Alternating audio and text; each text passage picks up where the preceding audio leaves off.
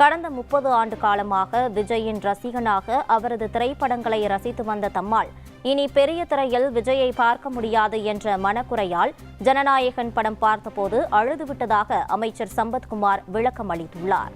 30 வருட காலமாக ஒரு ரசிகராக அந்த இடத்துல உட்கார்ந்து கொண்டாட்டங்களை செஞ்சுட்டு இருக்கும்போது அது கடைசி படம் இனிமேல் அந்த திரையில அவரை பார்க்க முடியாது என்கின்ற ஒரு ஆதங்கத்தின் மூலியமாக எங்களை மீறி எங்களோட கட்டுப்பாடுகளை மீறி நிச்சயம் எங்களுடைய எமோஷன் வெளிப்பட்டது உண்மைதான். அந்த நீங்க சொல்லக்கூடிய விமர்சனங்களே நானும் கூட இருப்பேன்னு நினைக்கிறேன். ஸோ எங்களுடைய உணர்ச்சிகளை கட்டுப்படுத்துறதுக்கு உண்டான முயற்சிகள் பண்ணோம்.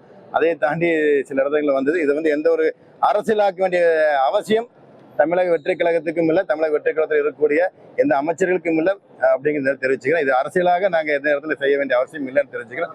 மக்கள் பணி செய்து எங்களுடைய இருப்புகளை காமிச்சா மட்டும் போதுங்கிறத எங்களுடைய நிலைப்பாடாக இருக்கிறோம். அதனால கண்ணீர் சிந்தி, அதாவது நீங்க சொல்றது போல இது தேவையில்லாம விமர்சனங்கள்லாம் வந்தது. ஸோ அதற்கான அது இடம் இல்லது. எங்களுடைய பிரைவசியா நாங்கள் சினிமா பார்த்து இந்த தேட்டருக்குள்ள தான் இது நடந்தது. அதை உங்களுக்கு தெரிவிச்சுக்கிறேன்.